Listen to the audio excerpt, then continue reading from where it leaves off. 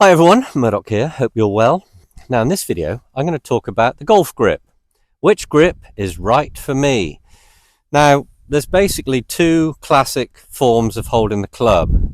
The interlocking grip, where forefinger and little finger of the right hand will interlock together. And then the Varden grip or overlapping grip here. But before you get to that stage, understand that the position both the left and right hand need to be as close to natural as possible. So in order for you to get an understanding of this, if you're new to the game, this video is probably more for you. It's very hard to change the grip after the fact. So if you're new to the game and you're curious, you've come across my channel, welcome. I want you just to stand, bending forward from the hips, just let your arms hang down. It's close to how they hang by your side here. You'll see how both hands are slightly turned in.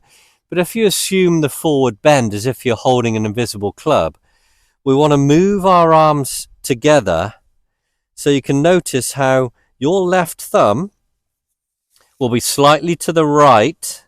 So when you place it on the club, you'll notice how you'll see the first two knuckles proud here. We're not putting the thumb down the center of the shaft.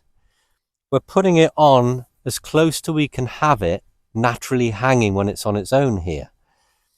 So in order for us to do that, take the right hand to hold the club. Hold it in front of you like this.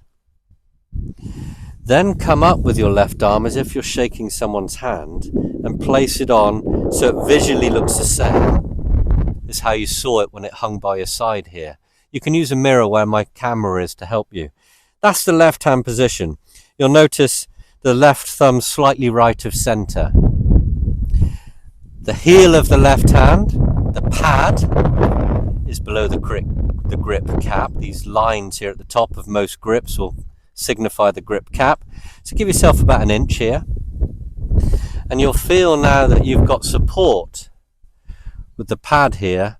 As you lift these two fingers off, you can feel the trigger finger of that left hand. Right hand goes on again, nicely up as if you're shaking someone's hand. So now in turn hold the left hand out with the club, right arm up. Now this is where you slide down the handle and either interlock. Lots of ladies prefer this when they've got the longer fingernails. If you generally have long fingers, you might prefer this grip. But basically we want the right hand and left hand to be forming a unit, so we don't want to be split-handed. Now the right hand will feel more in the fingers. You'll feel as if it's a slight trigger finger formed with your right hand. These two fingers through the base, little finger riding on top, or interlocking. That's just the personal preference. But the right hand will feel more on the fingers. The left thumb will be slightly right. You'll see the V form between thumb and forefinger, between chin and your right shoulder. Too far around is too strong. That'll encourage the face to close through impact. So just be wary of that. So that's basically the grip. It's going to feel a bit odd, but you've got to persevere with that.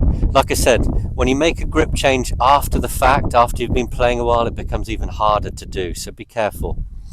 Now the final one is a split-handed grip.